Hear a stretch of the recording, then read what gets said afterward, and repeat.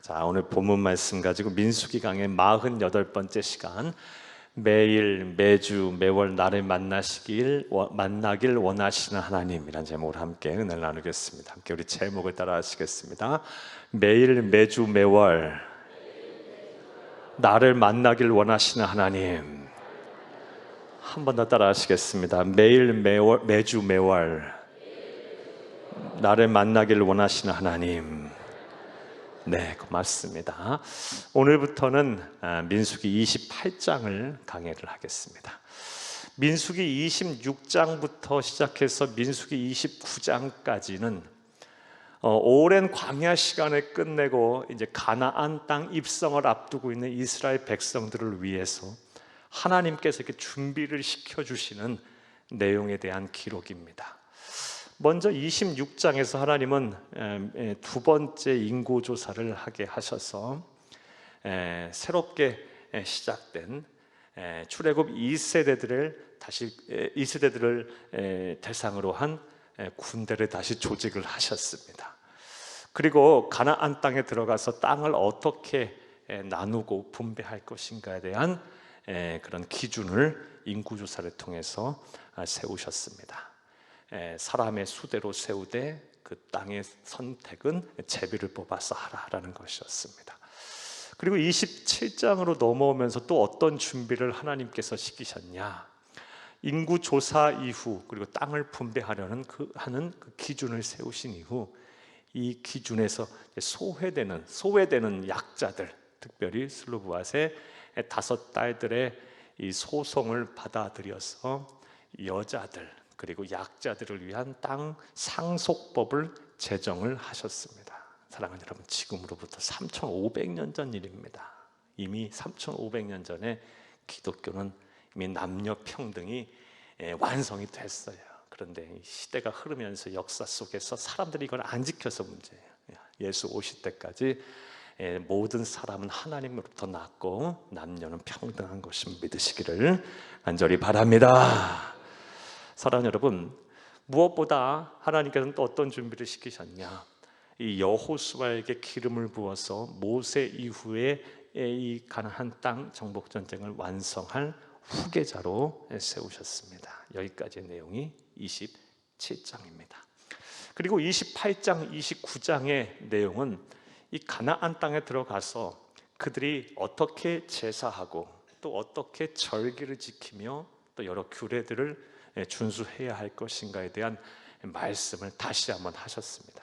이미 출애굽한 이후 출애굽 1년쯤 지났을 때 시내산에서 1년 동안 머무는 동안 하나님께서 어떻게 제사해야 하며 어떤 절기를 지켜야 하고 어떤 규례들을 행해야 되는지 말씀 한번 하셨습니다.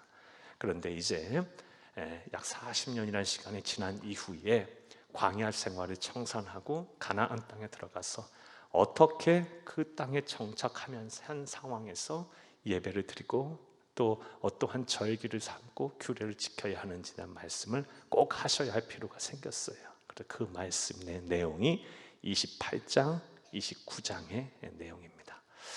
이렇게 하나님께서는 당신이 택한 백성들을요 그냥 아무 준비 없이 일하게 하지 않으세요. 아무 준비해 주지 않고 그냥 세상에 내보내지 않으세요. 저는 이 26, 27, 28, 29장을 이렇게 묵상하고 공부하면서 하나님은 정말 사랑이시다라는 생각을 다시 한번 하게 됐고요. 그리고 하나님의 택함 받은 백성들을 정말 아주 세밀하게 시켜주시는 분이구나라는 생각을 했어요. 사랑하는 여러분, 사람이 감당할 시험밖에는 우리에게 준 적이 없다 그랬어요. 그리고 시험을 당할 즈음에 피할 길을 내사 우리로 하여금 능히 감당케 하신다 그랬어요. 하나님께서 다 준비를 해주시고 감당케 하시는 거예요. 지금 여러분들이 행여 병에 걸렸거나 아니면 사업이 어려워졌거나 가정에 어려움이 생겼거나 아니면 기타 여러 사람과의 관계 기타 등등 힘들고 어려운 문제들이 많이 있을지 모르겠는데요, 분명 하나님께서 감당할 만큼 힘도 주셨고 이미 준비를 하셨을 거예요. 여러분 잘 그 하나님을 바라보세요. 그 하나님을 묵상하고 그 하나님에 대한 믿음을 거두지 마시기를 간절히 주의 이름으로 축복합니다. 자, 여기까지 지난 시간의 말씀이었고요.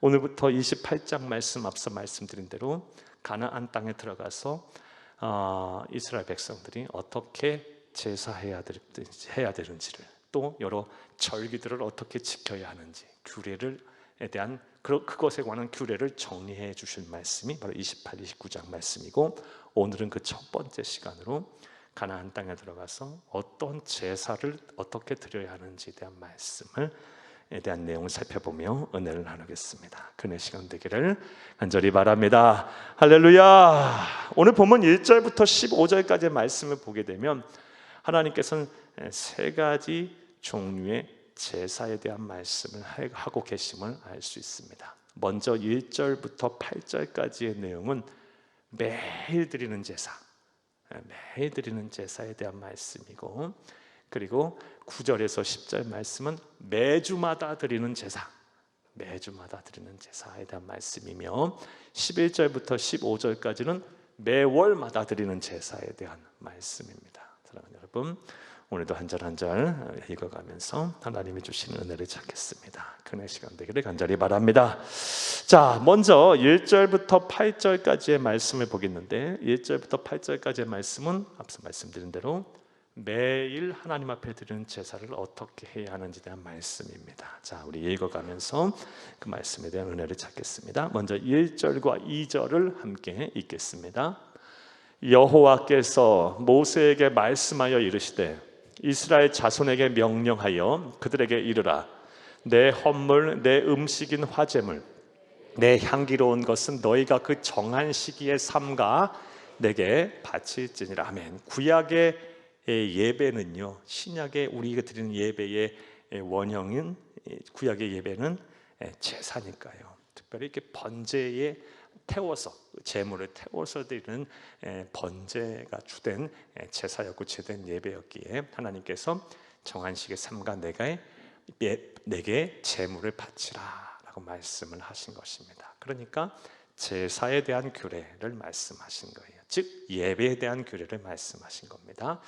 자, 3절부터 8절까지 말씀, 앞서 말씀드린 대로 무슨 예배? 매일 드리는 예배에 대한 말씀이에요. 3절을 함께 읽겠습니다. 또 그들에게 이르라. 너희가 여호와께 드릴 화제는 이러하니 1년 되고 흠없는 순양을 매일 2마리씩 상번제로 드리되. 아멘. 3절 말씀에 보면 딱 눈에 띄는 단어가 하나 나오죠.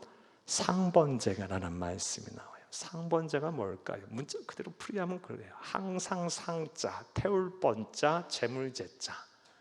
그러니까 제사드릴 제자 이렇게 해도 되고요.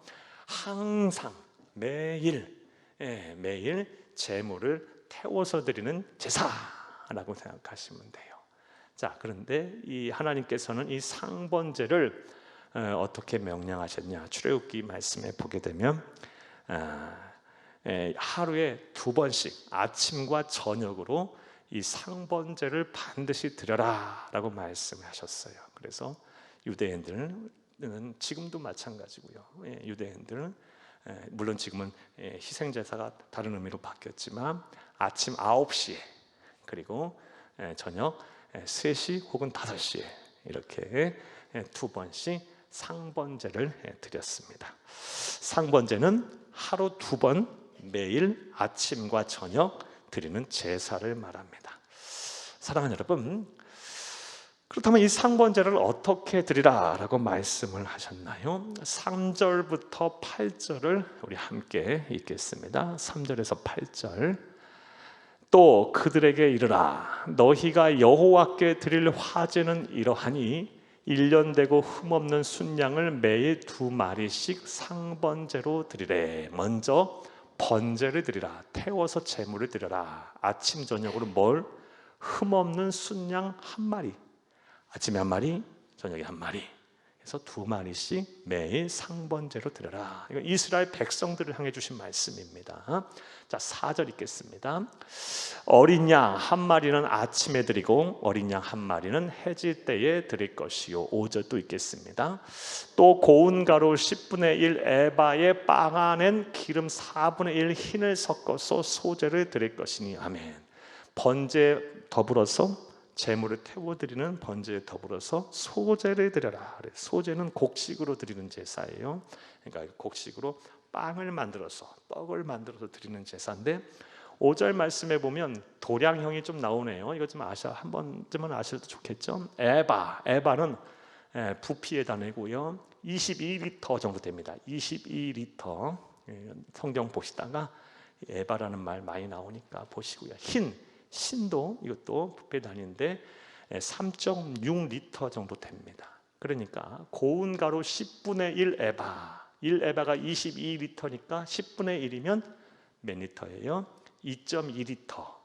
2.2리터 되는 고운 가루, 곡식 가루를 에다 빻아낸 기름을 뭐 어디서든 잘라내면 그 기름에 주된 것 원료를 빻아야겠죠. 그리고 짜야겠죠. 그 짠 기름 4분의 1흰이 3.6리터라 그랬으니까 4분의 1이면 3.6리터의 4분의 1은 0.9리터, 900ml 정도 되겠죠. 2.2리터 되는 이 밀가루에 900ml 되는 기름을 섞어서 빵을 만드는 거예요. 그거를 소제로 드려라. 여러분 이건 몰라도 됩니다. 이런 레시피 몰라도 돼요. 우리 할 일 없어요. 여기에 대한 상징적인 의미만 알고 있으면 돼. 근데 성경에 나왔으니까 한 번은 설명을 드리는 거예요. 여러분, 사랑하는 여러분, 소제를 드려라. 번제 더하기 소제를 드려라. 그다음에 6절 말씀 읽겠습니다. 이는 신의 산에서 정한 상번제로서 여호와께 드리는 향기로운 화제며, 갑자기 만든 제사법이 아니라 출애굽하고 1년 됐을 때 신의 산에서 하나님께서 이미 주신 말씀을 다시 한번 확인해 주시는 말씀이에요. 자, 7절, 8절도 읽겠습니다. 또 그 전제는 어린 양 한 마리에 4분의 1 흰을 드리되 거룩한 곳에서 여호와께 독주의 전제를 부어 드릴 것이며. 아멘. 번제는 태워서 드리는 제사고 소제는 곡식으로, 이거는 태워서 드리는 제사가 아니에요. 빵을 만들어서 드리는 제사고, 전제는 뭡니까? 독한 술이나 피를 부어서 드리는 제사예요. 이거는 모든 제사의 마지막 때 하는 제사예요. 제사법이에요. 자, 그런데 독주의 얼만큼을 이 제물에다 부으라고 말씀했습니까? 4분의 1 흰. 아까 1흰이 3.6리터고 4분의 1은 거기에 또 4로 나누면 900ml, 901리터 되지 않는 그 정도의 독주를 어디다 부어라? 제물 위에 부어서 드려라. 번제, 소제, 전제를 다 해서 정성을 다하여 아침 저녁으로 드려라. 이게 바로 뭐다? 상번제예요. 상번제. 성경 읽다 보면 출애굽기의 말씀에도 나오고요, 29장의 말씀에 나와요. 그리고 종종 보게 되면요, 다니엘서에서도 나오고 또 아모스서에도 나오고 이 상번제에 대한 말씀이 나오거든요. 상번제는 뭐다? 아침 저녁으로 날마다 드리는 제사예요. 그 제사에서는 번제도 드렸고 소제도 드렸고 전제도 드렸다. 아침 저녁으로. 여러분 이 정도는 꼭 아시면 좋겠어요. 자, 그렇다면 하나님께서는 왜 이렇게 매일 아침 저녁으로 상번제를 드리라라고 말씀을 하셨을까요? 우리가 이건 이제부터 중요한 말씀을 해야겠죠. 왜 하나님께서 이것을 말씀하셨을까? 이유가 있겠죠. 하나님이 뭐 배가 고프셔서 아침 저녁으로 양하고 빵하고 술 드시려고 그러셨을까? 아니죠. 그런 분이 아니죠. 하나님 영이시고 그런 게 다 필요 없으신 분이시죠. 하나님께서 이렇게 명하신 이유가 뭘까요? 사랑하는 여러분, 크게 두 가지 이유가 있다고 봅니다. 첫 번째 이유는요, 패역하고 음란하고 죄가 많은 세상에서 주일날 한 번 제사 드리고 예배 드려서는 안 된다라는 것을 너무나도 잘 아시기에 하나님께서는 이스라엘 백성들 하여금 아침 저녁으로 예배 드리게 하신 거예요. 사랑하는 여러분, 이거 꼭 기억해야 돼요. 우리가 사랑하는 여러분, 우리 세상 사다 보면 알아요. 그냥 한 주가 그냥 훅훅 지나가 버리죠. 우리가 주 안에서 예배하면서 이렇게 살아도 우리가 매일매일 하나님과 교제하고 또 그의 영광을 위해 살지 못해요. 그런데 하물며 전혀 그냥 하루 아침 저녁으로 예배도 없고 그냥 아무것도 없고 그냥 세상에서 살다가 한 주 동안 와서 그렇게 지나서 예배드리러 오게 되면요, 여러분, 한 주 동안 뭐 하다 살다 온지 모를 정도로 그렇게 우리가 살 때가 너무 많아요. 패역하고 음란하고 죄가 많은 세상에서 하나님은 분명히 아셨다는 거예요. 우리의 나약함을 너무 잘 알아서 너희가 한 번 갖고는 안 된다. 매일매일 나를 찾아야 된다 라고 말씀하시며 하나님께서 아침 저녁으로 이 상번제를 명령하신 것입니다. 자, 두 번째 또 다른 이유는요, 이건 하나님 입장에서 생각을 좀 해보면 알 수 있어요. 하나님이 그만큼 우리와 교제하기를 원하시는 거예요. 정말 하나님은 우리를 너무 사랑하세요. 자꾸 만나고 싶으신 거예요. 자꾸 교제하고 싶은 거예요. 하나님이 우리를 창조하신 이유는요, 쉽게 생각하면 간단해요. 우리가 뭐 하려고요? 함께 살려고, 함께 대화하고 함께 교제하고 함께 사랑하며 살라고 하나님은 인간을, 저와 여러분을 만드셨는데, 사람이 하나님의 말씀에 불순종함으로 인간의 역사에 죄가 들어오게 됐고, 이 죄가 하나님과 우리 사이를 갈라놓았다고 이사야서에서 말하고 있어요. 그리고 그 얼굴을 가려서 하나님께 듣지 않으시게 함이니란 말씀이 있어요. 하나님 여러분, 그러하기에 이 하나님은 지금도 변함없이 우리와 함께 하기를 원하세요. 그리고 그 하나님과 함께 하고 하나님과 함께 교제하는 방법이 뭐예요? 영이신 하나님과 예배예요. 예배. 그래서 하나님은 아침 저녁으로 저와 여러분을 아주 규례로 정해놓아서 하나님의 택함 받은 백성들로 하여금 하나님과 교제하고 만나게끔 하신 것입니다. 그냥 자유의지로 맡겨놓으면 잘 안 할 거 알아서 이스라엘 백성들을 향해서 아예 제도화하셨어요. 사랑하는 여러분, 하나님이 정말 우리와 함께 하기를 원하시는 거예요. 요한복음 4장 23절 말씀에 보면 하나님이 예배하는 자를 찾으신다 그랬죠. 신령과 진정으로 예배하는 자를 찾으신다. 하나님은 예배하는 때가 오나니 곧 이때라. 하나님은 영과 진리로 예배하는 자를 찾으시느니라. 예배하는 자를 찾으시는 하나님, 정말 하나님은 우리와 예배하기를 원하세요. 예배에서 함께 하기를 원하십니다.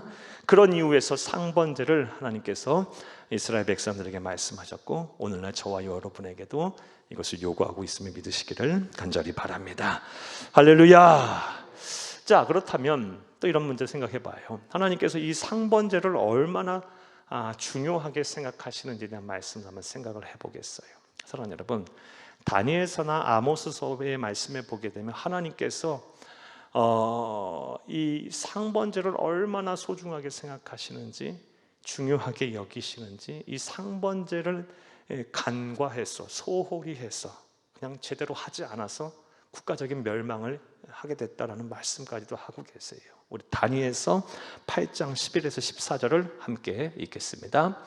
또 스스로 높아져서 군대의 주제에 대적하며 그에게 매일 드리는 제사를 없애버렸고 그의 성소를 헐었으며, 아멘.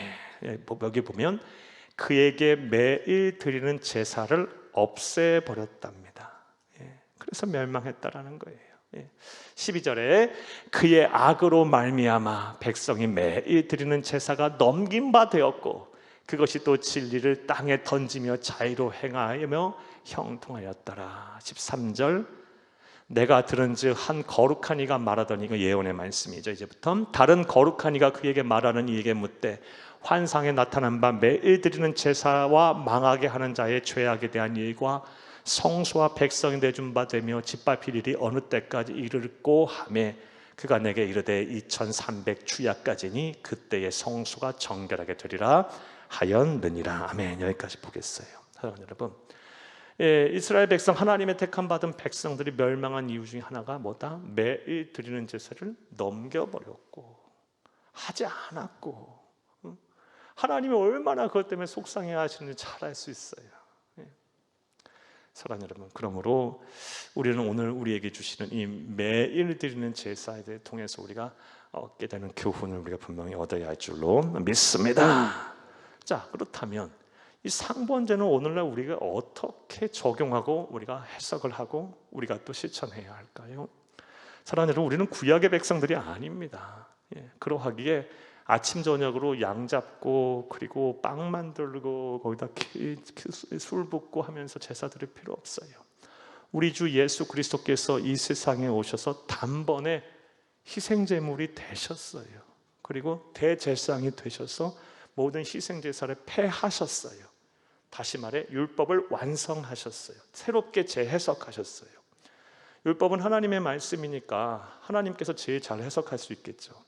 다시 새롭게 완전히 해석을 하셨어요. 더 이상 우리는 희생제사가 필요 없어요. 예수 그리스도의 이름으로, 우리의 희생제물 되시는 예수 그리스도의 이름으로, 나아가 우리의 대제사장 되시는 예수 그리스도의 이름으로 하나님께 기도하고 나아가면 돼요. 자, 그렇다고 해서 이 상번제가 가지고 있는 이 행위 자체를, 또 상징성을 우리가 다 폐하여졌다라고 생각하면 구약 성경은 우리에게 아무 의미가 없는 말씀이 돼버려요. 그렇지 않죠? 구약의 이 아침 저녁으로 드리라고 했던 이 상번제는 오늘날 저와 여러분의 아침 기도, 또 아침 예배, 새벽 기도, 새벽 예배, 또 저녁에 드리는 저녁 예배, 저녁 기도, 또 가정 예배, 이렇게 오늘 하루를 하나님 앞에 예배를 하고로 시작하고 예배로 닫는 이 모든 행위를 말해요. 사랑하는 여러분, 우리 그리스도인들은 반드시 아침에 새벽에 하루를 시작하며 예배로 하루를 열어야 하고요, 예배로 하루를 닫아야 합니다. 꼭 기억하세요. 이게 오늘날 저와 여러분에게 주시는 상번제에 대한 교훈이에요. 사랑하는 여러분, 하루 아침을 5분이고 10분이라고도 좋아요. 교회 나와서 새벽 예배 드리면 더 좋고요, 또 그렇게 하셔야 옳고요. 참 우리 한국 교회는요, 우리 믿음의 선배들이 참 훌륭한 전통을 세워놓으셨어요. 이 새벽 예배, 새벽 제단, 하나님께서 이걸 참 우리 한국 교회에게 복을 주시려고, 또 우리 믿음의 조상들이 참 그 일을 잘 행하셔서 지금까지 우리에게 신앙의 유산으로 잘 물려줬어요.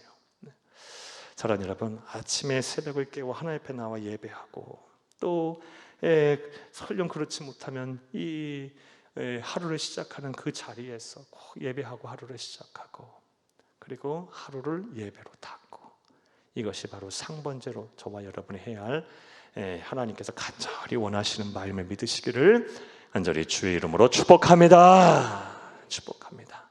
꼭 이거 하시기 바랍니다. 아침 하루를 예배로 시작하고 하루를 예배로 닫는 것, 이게 상번제예요.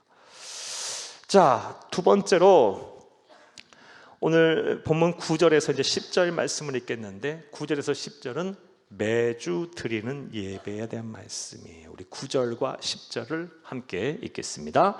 안식일에는 1년 되고 흠없는 순양 2마리와 고운 가루 10분의 2에 기름 섞은 소제와 그 전제를 드릴 것이니 이는 상번제와 그 전제 외에 매 안식일에 번제니라. 아멘. 안식일은 일주일에 한 번씩 드리는 제사죠, 예배죠. 자, 그때는 어떻게 제물을 드리라 합니까? 상번제 곱하기 2를 하면 되는 거예요. 그러니까 한번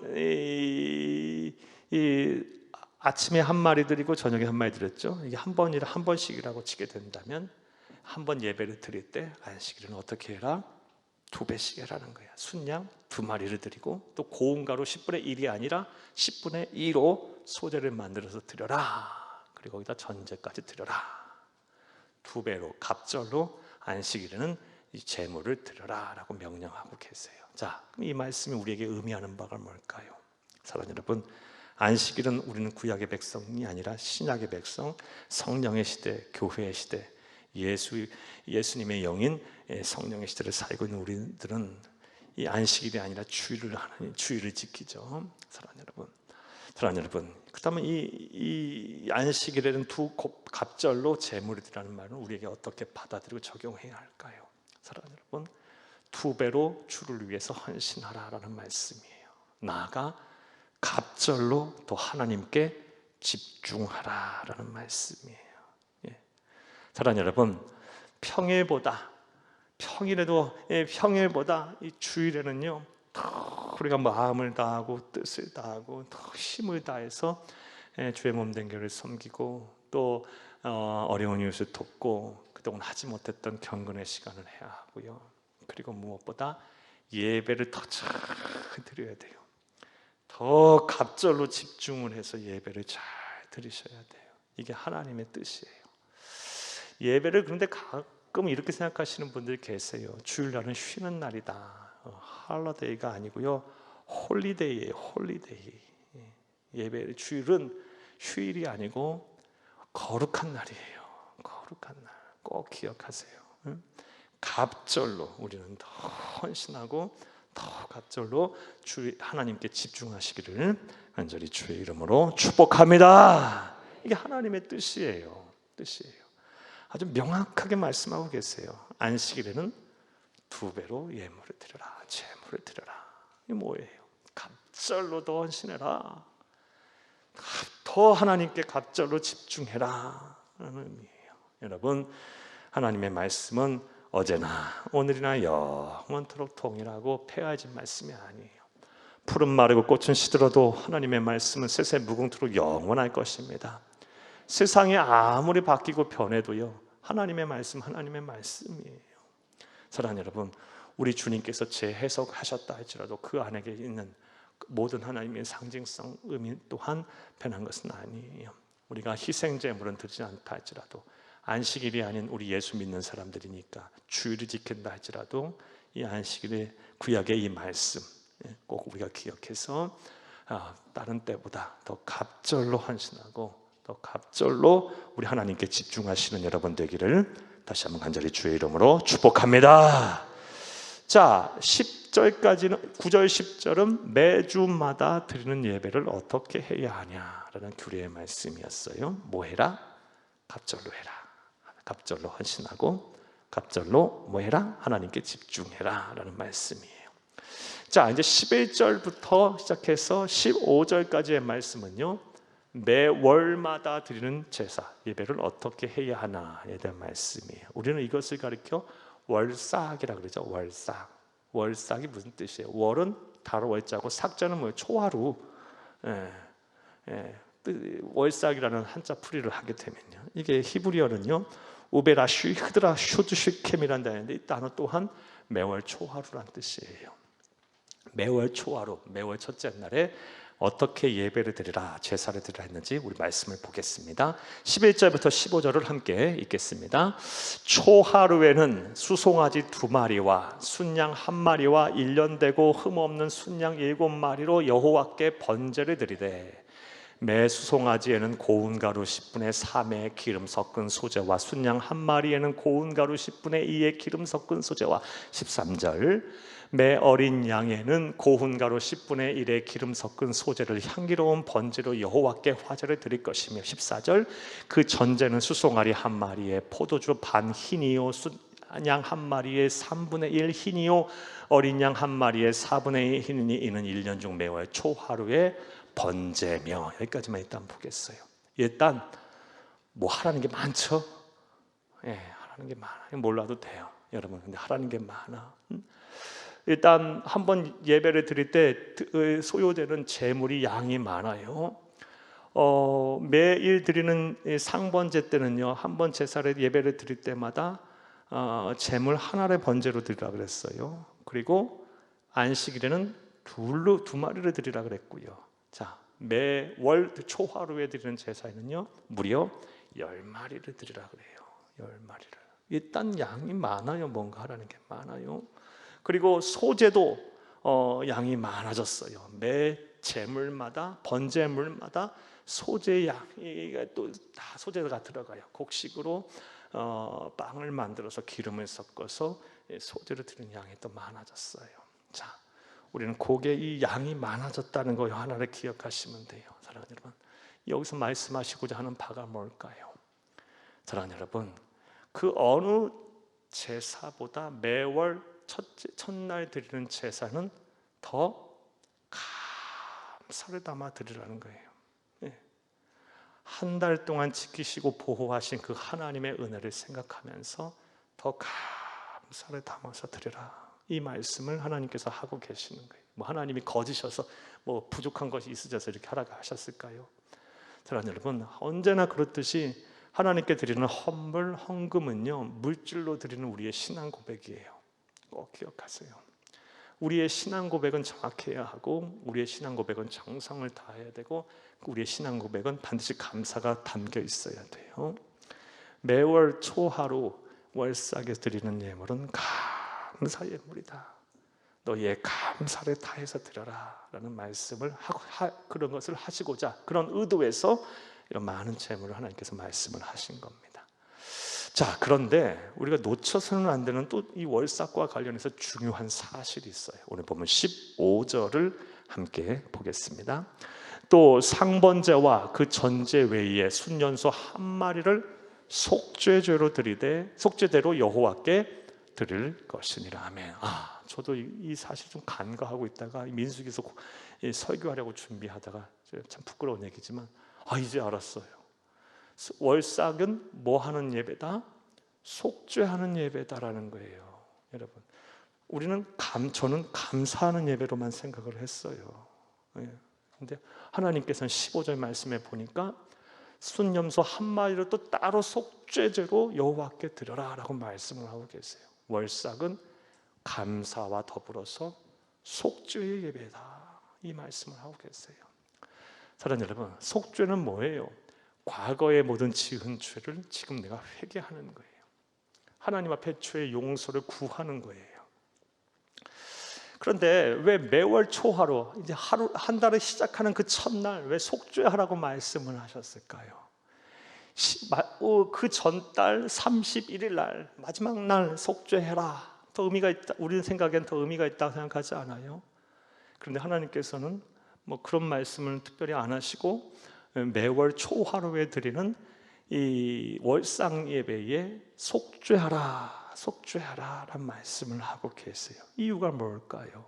여러분, 감사라는 것은 의미가 돼요. 지난 한 달 지켜주셨으니 이제 감사로 또 하루를 한 달에 시작해라. 우리는 여태까지 알고 있던 이 월삭의 근본적인 의미였어요. 그냥 더불어서 속죄를 하라. 가만히 묵상을 하니 그 답이 분명한 것 같아요. 분명해요. 사랑하는 여러분, 우리가 새로운 한 달, 새로운 한 하루를 열려면, 한 달을 열려면 지난날의 과거에 대한 청산 없이는요, 우리의 새로운 한 달 하루를 열 수가 없어요. 사랑하는 여러분, 과거를 정리하지 않으면, 과거에 대한 지은 죄와 허물에 대한 용서를 받지 않으면 우리의 현재와 미래가 아름다울 수가 없어요. 많은 그리스도인들이, 많은 성도들이 이 과거에 매여서 이 과거를 정리하지 못하고, 과거를 지은 죄와 허물에 대한 용서를 받지 못하고, 여기에 발목 잡혀서 이 새로운 한 달, 새로운 하루를 못 여시는 분들이 많아요. 이 시대도 많았던 거예요.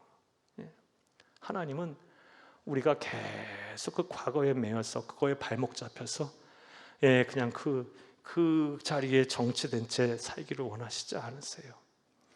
하나님은 과거에서부터 뛰쳐나와서 아름다운 현재와 미래를 살기를 우리를 원하시는 거예요. 그런 의미에서 이 제도적으로 규례로 삼아서 매월 초하루에 속죄제를 반드시 드려라. 많은 예물을 드리면서 감사하는 것과 더불어 속죄제물도 반드시 드려라 라고 말씀을 하시는 거예요.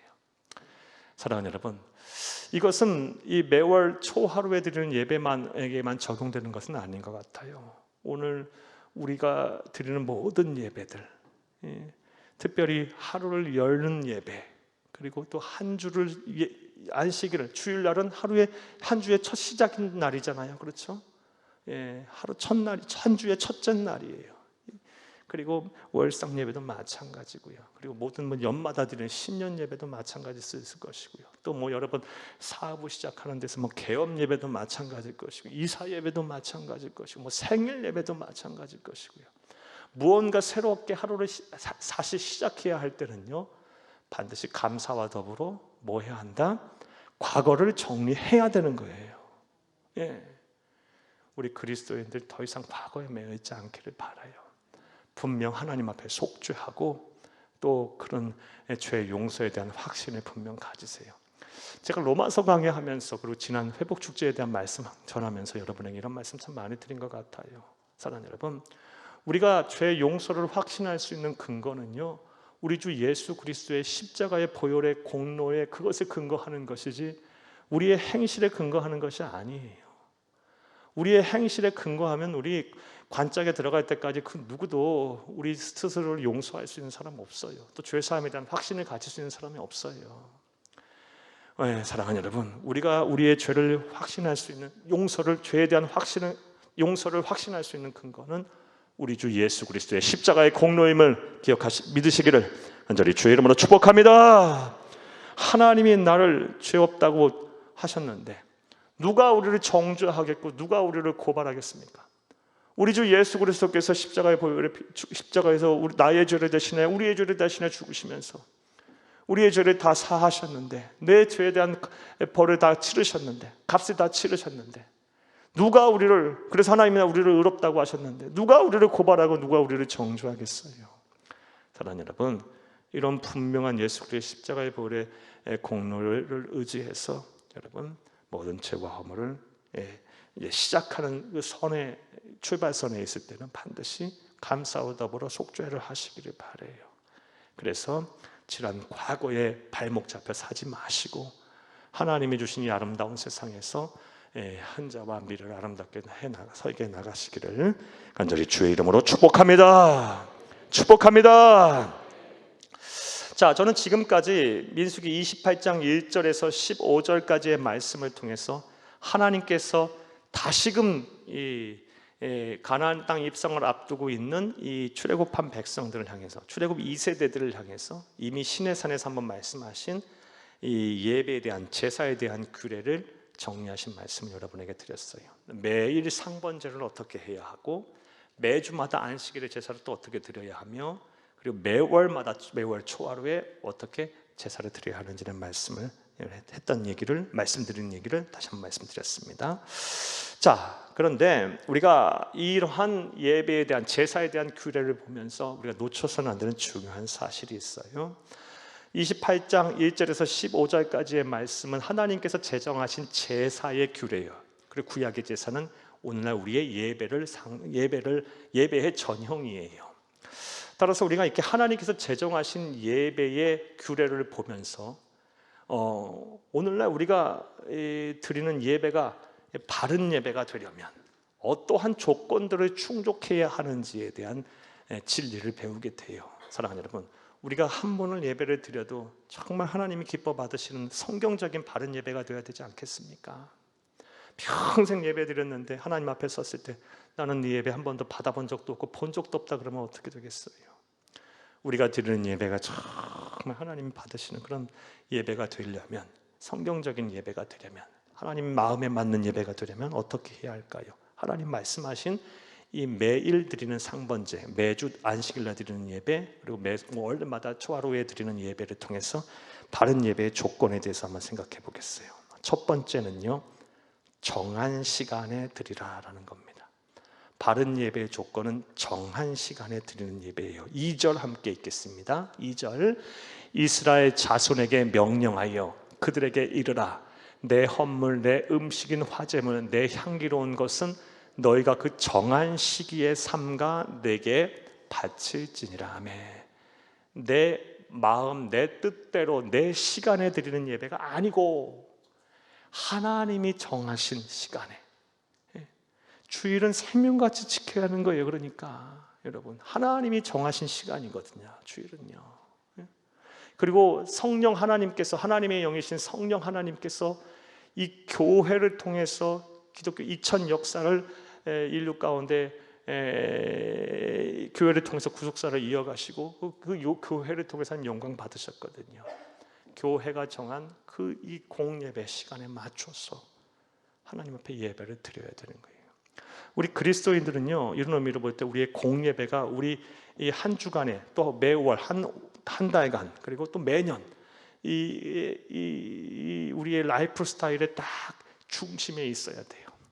먼저 예배를 딱 우리의 중심에 놓고 그리고 우리의 시간표를 짜야 돼요. 사랑하는 여러분, 하나님이 정하신 시기에 예배를 드려야 되는 거예요. 이게 바른 예배인 거예요. 바른 예배. 그리고 아침 저녁으로 예배 드리라고 했으니까 하루를 아침 열고 예배로 하루를 닫고 그렇게 하시고요. 매월마다 하나님 앞에 예배 드리라 했으니 그렇게 감사와 속죄제의 예배를 드리고, 무엇보다 다시 말씀드리지만 주일은 하나님의 날이니까, 하나님이 정하신 날이니까 생명같이 귀하게 여기면서 예배를 잘 드려야 할 줄로 믿습니다. 사랑하는 여러분, 요즘 그 코로나를 지나면서 그리고 또 세상이 막 자꾸 주말마다 가족과 함께 해야 한다, 한다, 이런 게 식으로 세상이 자꾸 변하면서 주 4일 근무, 5일 근무에서 이제 4일로 간다는 얘기도 있고 이러면서 금요일 날 예배를 주일 예배를 금요일 날로 대처하자. 마침 안식일 교인들처럼 토요일 날을 주일 날로 대처하자. 이미 많이 그렇게도 하는 데도 있어요. 여러분, 근데 세상이 아무리 변해도 그건 아닌 것 같아요. 절대 아니에요. 하나님의 말씀을 그렇게 곡해서는 안 돼요. 그게 바로 세속화예요. 세속화. 여러분, 우리는 하나님의 말씀, 하나님이 정하신 시간에 예배를 정하신 날에 예배를 잘 드려야 할 줄로 믿습니다. 또 우리가 드리는 예배의 우리가 드리는 예배가 바른 예배가 되려면 어떤 조건을 충족해야 하냐? 정한 예물을 하나님 앞에 드려야 합니다. 우리 9절 읽을까요? 이거는요 3절 5절은 기니까 9절만 보겠습니다. 9절, 안식일에는 1년 되고 흠없는 순양 2마리와 고운 가루 10분의 2의 기름 섞은 소재와 그 전제를 드릴 것이니 하며, 하나님께서는요 매일 드리는 상번제, 매주 드리는 안식일 제사, 그리고 매월 초하루에 드리는 이 월삭 제사에 대한 예물에 대한 어떤 예물을 드려야 하는지까지 다 정해 주셨어요. 자, 왜 정해 주셨을까요?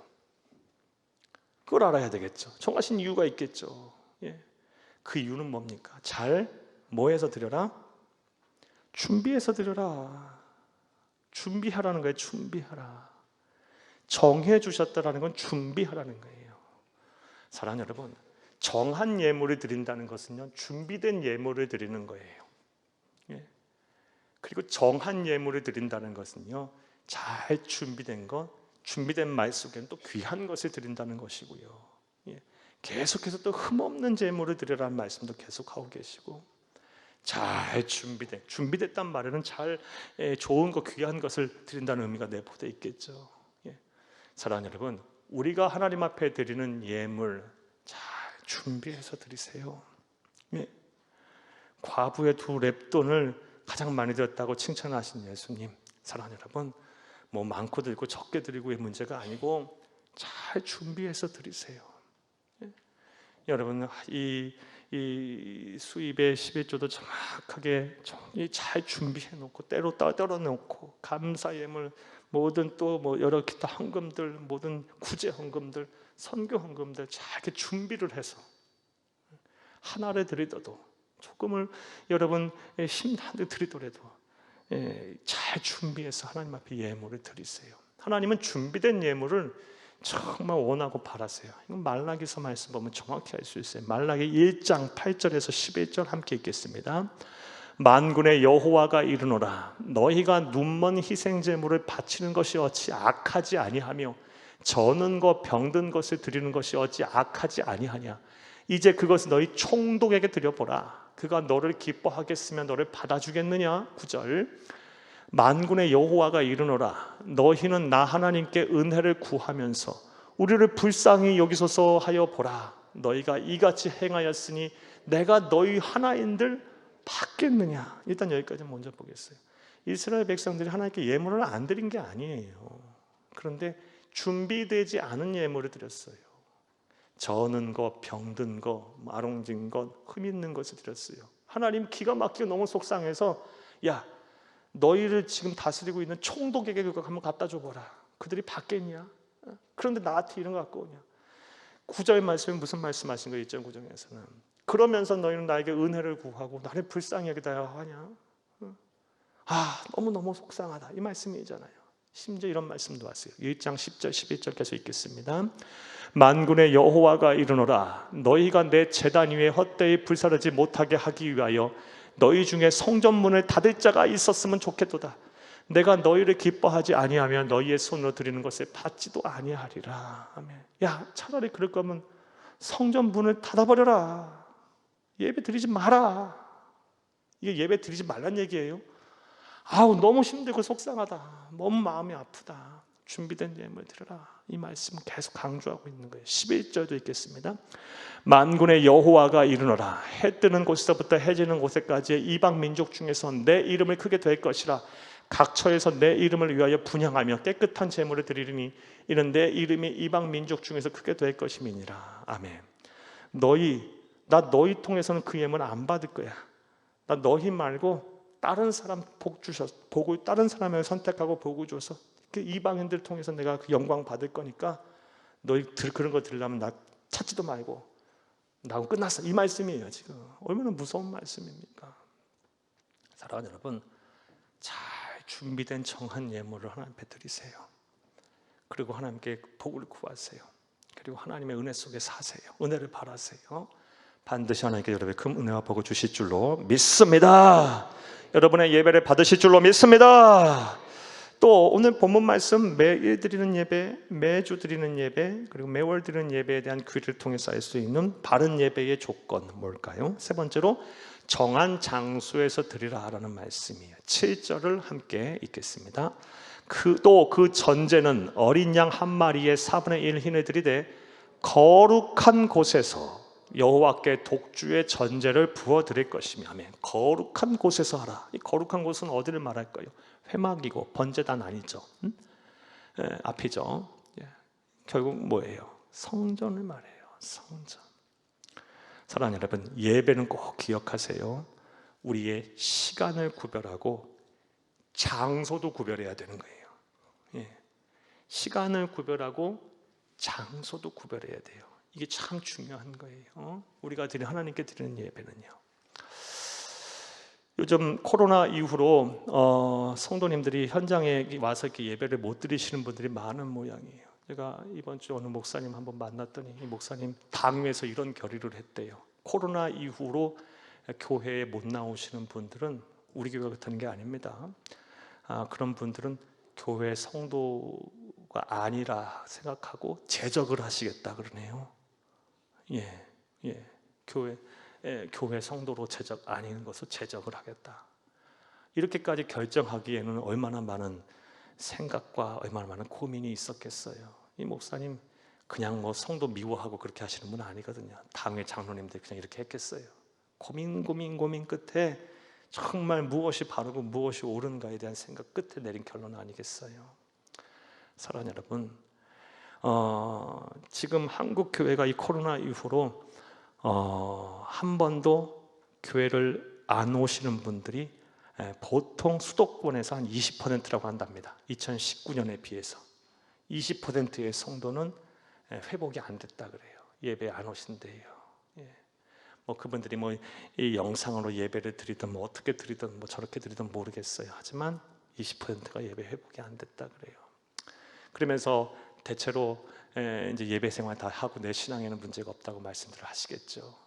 여러분, 분명히 알아야 될 것은요, 예배, 하나님께 드리는 예배는요, 이 공적 예배를 말해요.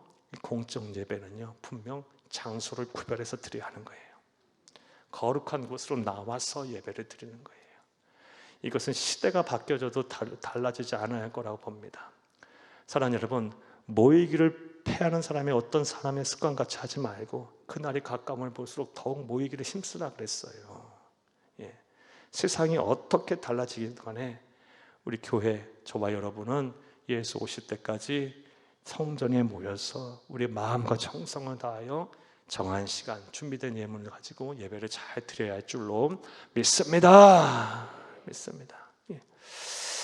자, 그 다음에 또 이 본문 말씀 매일, 매주, 매월마다 드리는 제사를 통해서 알 수 있는 바른 예배의 조건은요, 향기로운 제사가 되게 하라는 겁니다.